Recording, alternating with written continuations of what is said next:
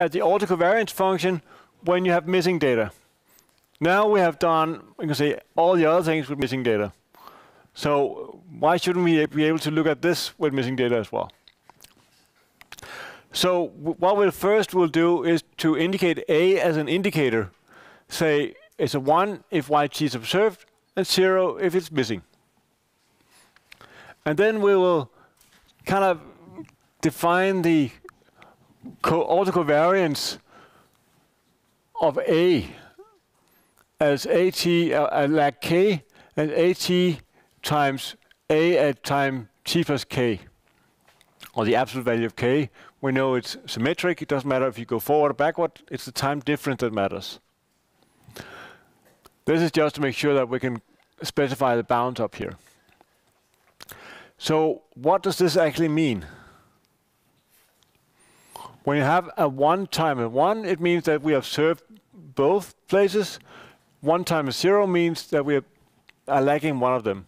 So we're looking at, for this lag here, how large a fraction, if we only have ones, so we take a sum of the pairs where we have both sides, both observations for that lag, divided by n. So we just sum how many pairs do we have and normalize by n. So we have the fraction of the pairs that we observe. Then we can calculate the mean value of the process. Basically, this is just the mean value of all the observations that we have. We just multiply by A and divide by the sum of A as well. So that means we can give it when A is 0 when we did not observe Y. So that means it works out. We can give any value for Y when we did not observe it. As we multiply it by 0, it doesn't matter. So this is just to make sure that we can do it for all time steps. And then we can get close to the covariance matrix, covariance calculation that we've done previously. If we ignore the A part here, this out here is what we've done before.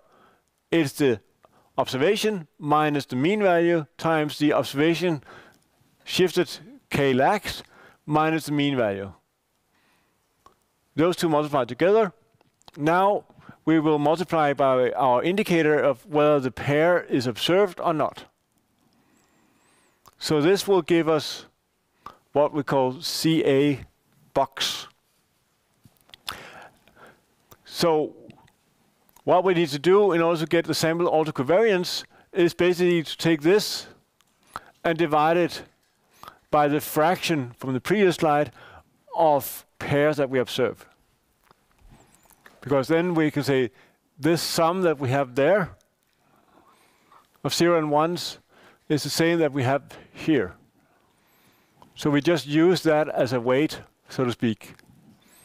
It's a weight where you have a 1 when you observe both pairs and a 0 if you did not observe both pairs. This you can also get with the autocorrelation function in R. You just have to say that na.action is na.omit.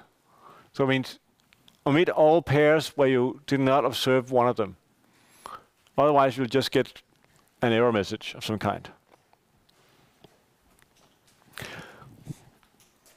So that was the easy thing. Sorry, I said last. This is another topic. If you have a time-varying system where the coefficients, all the matrices down here, A, B, C, sigma, and sigma 2, are now having subscript t. As long as they are known, you can use just the subscript time up there. As long as they are specified by some other function that does not depend on the state, then it's perfectly fine to do this. And we can continue and do the Kalman filter. The only difference to before is that now everywhere you have a coefficient matrix here, here, and then down here, a few places. They now have the corresponding time index as subscript. That's all you have to do. It could be that, say, you have a system where you sample over the day, for instance, and you want to have a sine function of something, you can have that so that your B matrix, how the input is working on something, the B matrix here could have coefficients that represents the time of the day. That could be one example. You can probably come up with many examples, but just to say that it's easy to do. It also means that, as we discussed previously, the covariance matrices out here, they might also differ based on something different. It's important that they're not supposed to depend on the state nor the predicted state. I mean, nor the reconstructed or the predicted state. That's the most important thing in here. A last example, if you have an AR1 model where you do not observe it directly, you have some observation noise. As an example, you have the heat transfer from a particular body to the surroundings, and it will, let's just assume that it's dominated by conduction. Then you have this first order equation up there that describes the evolution of the temperature. And just for simplicity, let's assume that the surrounding temperature is 0 and constant. Then we solved this last week in a different setting, but the same equation to get this here. And if we go to discrete time, well, we have an exponential of a times the time step. That is what you have to multiply with to get from one time point to the next time point. That is what we did last week. That's, you can say, mathematics 2 kind of thing. And now, if we have this system up here, we write it like this, then you have some observation noise, has some noise in the system, and you could also have some observation noise down here. So now you have an AR1 model with some observation noise. If I simulate this, this is just a bit of code to simulate that, then this could be one realization. Now, when you look at this, can you say what I'm looking at? If you look at this, what information do you have? If I go back and ask the same question as before, similar to the question down here, can I postulate an ARIMA model based on the information I have here? I know right now I'm rewinding quite a bit because I'm looking at the autocorrelation function and the partial autocorrelation function, and I want you to say, well, given the structure that is here and here, what can you say about what you expect?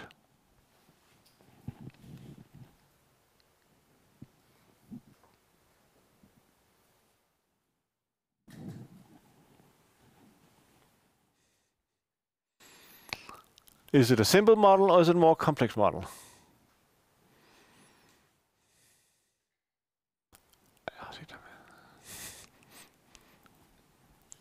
What can you say?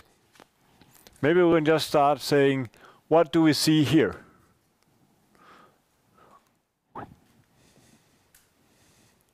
Yes?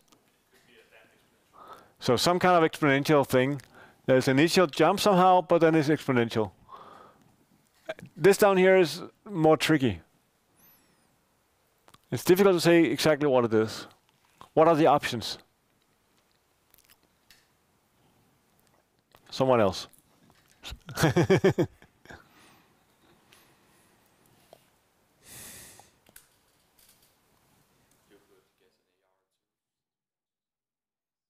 So you have two significant lags down here, so you could guess an AR2. You could also say that the next one sticks out a little bit, so it might be exponential but going faster to 0. Those are the, you could say, the two options. Now, which one is more appropriate?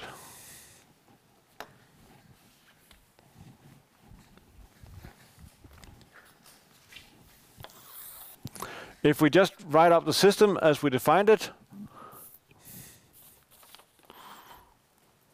Now I noticed that I used a different sign on my phi here than I used on the previous slide.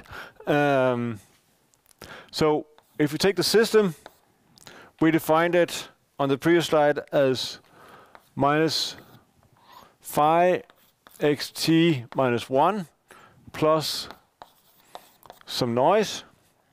And then we observe that as yt equals to xt plus another noise, which is called et. So this is the system that we have. Now, what we want to care about is what is yt, as that is what we're looking at up there. So yt here equals xt, we can just plug that in from up there, minus phi xt minus 1 plus epsilon t. So that was the xt, and then plus et here. Now, xt minus 1. What can you say about that?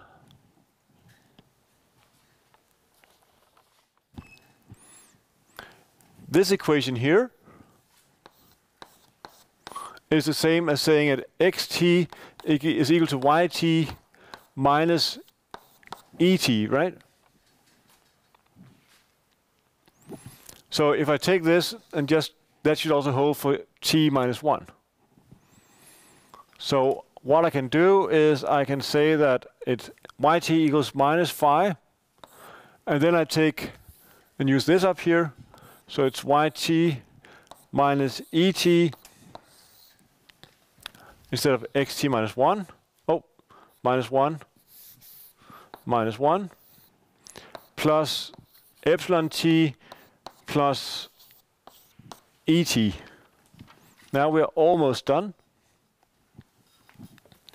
So then we have a minus phi yt minus 1.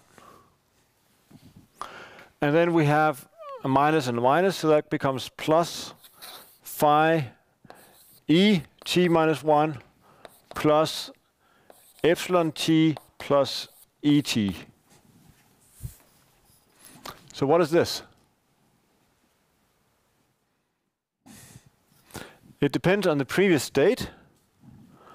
It depends on the, you can say, the current noise and the previous noise.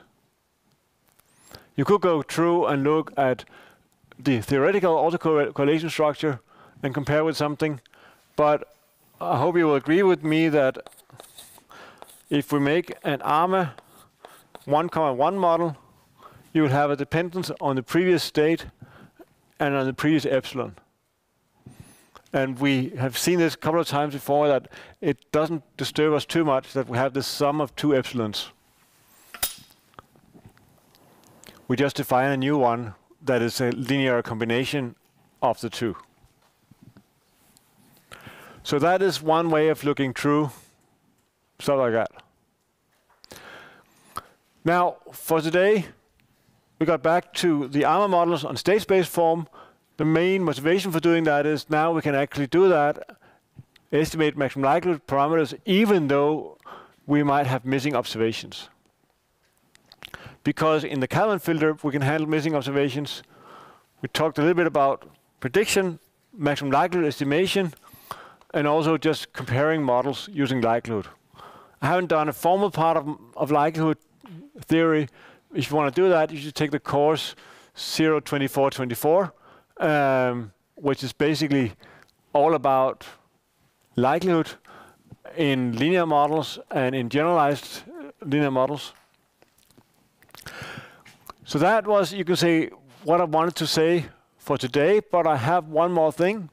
Some of you asked me how to present the uncertainty in assignment 4 when you have it in 2 dimensions. So if you have, say,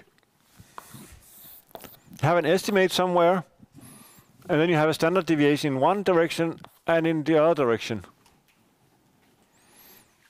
how do you want to plot this?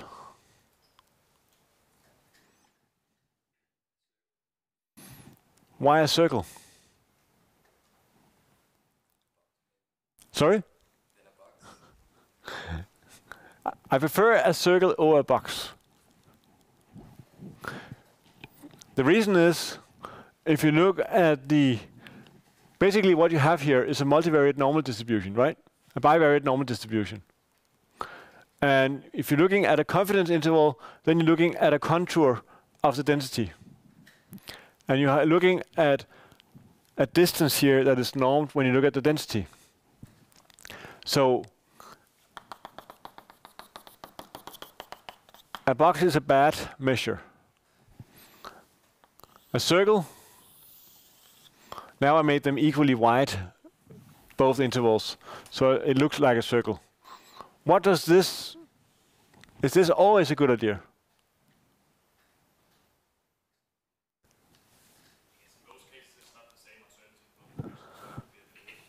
So you could also have I'll just do it like this. That will be an ellipse.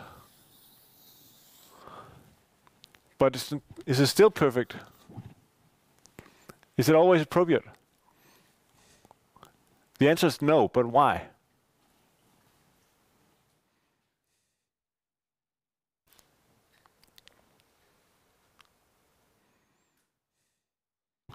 Let me draw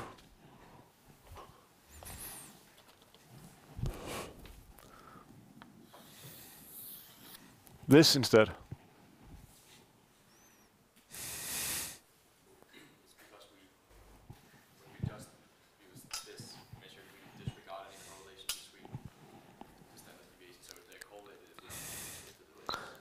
Exactly. So when there's correlation, you would have something that has a twist to it. So now, how would you add this to a plot?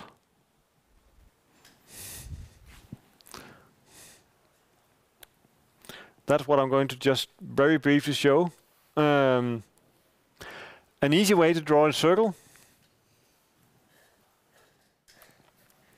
is to basically say, I will distribute some points around the unit circle as angles, and I'll calculate cosine and sine of those, and then I'll just plot that. And 30 points is not a kind of a golden rule, but it's just, it makes it look, I mean, from your end, it looks pretty much like a circle, right? If I use less, you will very soon start to see that it's not perfect. From here I can see that it is not a circle, but it's close enough. So this is one way to just get points that are on a circle. If you had a covariance matrix like this is the one from the nitrogen oxide example. I uploaded this code already. Then what we did to simulate this was to do the Kolesky factorization of that to get this upper triangle. And now basically what you have to do is to rotate the point on the unit circle with this triangle here and plot that to get an ellipse. And you have positive correlation, which you also see over here. Now, of course, to get to some particular confidence level, you need to multiply with a factor. But that is the usual factor. Or you can just say this is the standard error, standard deviation that you add in both directions. So this was just to give you a very, very quick idea as to not spend too much time on drawing ellipses if you want to do that. If you do that, you should not do it for all the predictions that you are asked to make, but only for, say, a subsample of that, because otherwise you will not be able to see much. Then it will be a blur of some kind. I haven't done it, but I expect that. So do it to exemplify how things are along the way. Do it if you want to look at the correlation structure, because otherwise you can say the univariate measure where you just have the interval is providing a lot of information but it could be fun to do the other thing as well. It's an add-on thing. It's not something I expect. It's in the brownie point section. There was one person writing me an email asking, well, I have a problem with time, and now there are two kinds of models. Isn't this much bigger than the others? And my answer was basically, no, this assignment is not significantly different in volume from the others. You are asked to do things that you have got more experience with, so you should, of course, be able to do more when you've done that. And as an add-on to that, you can say the Marima part is not the one that gets the most weight. The most weight is on the Kalman filter part. Just as a hint. If you run into time problems, on the other hand, you can say the Marima part, you can fairly easily, based on the exercises a couple of weeks ago, you should be able to do something fairly quickly that gives you quite some credit. It may not be the perfect model, but there's no perfect model from the Marima point of view for this data. I can say that. Yes?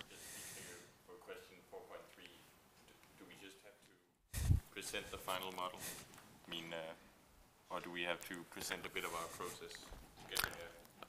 You should, for the question about finding a suitable Marima model, just to translate from 4.3, you should specify this is what I've done in words and present the final model. Okay. You don't have to do as in assignment 3 where I ask you start with an initial model and go from there. If you do that and have done it, it's fine, but you don't have to do it. It should be clear what you did to get to the model. What is your priority? That should be clear. But that can be written in a couple of lines. Other questions, comments? Otherwise, I managed to do what I hope to do, namely to give you an extra half an hour now, which I will take back, and I will leave at 11:30 to go for a meeting with the dean. But you have the extra half an hour to do stuff.